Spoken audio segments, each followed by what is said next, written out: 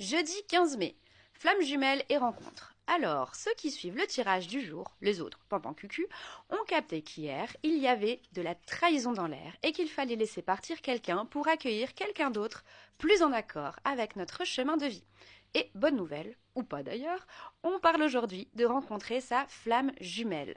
Mais qu'est-ce qu'une flamme jumelle, me demande-t-on dans l'oreillette. Une flamme jumelle, c'est un peu comme ton Wi-Fi émotionnel. Quand ça capte, c'est magique. Mais quand ça bug, t'as envie de jeter la box par la fenêtre.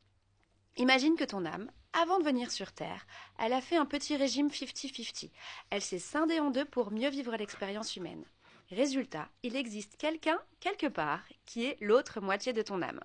Ta flamme jumelle, c'est du lourd, genre connexion galactique, hotline cosmique, sauf que, spoiler alerte, rencontrer ta flamme jumelle, ce n'est pas forcément une balade de santé. C'est plutôt une montagne russe, version Space Mountain.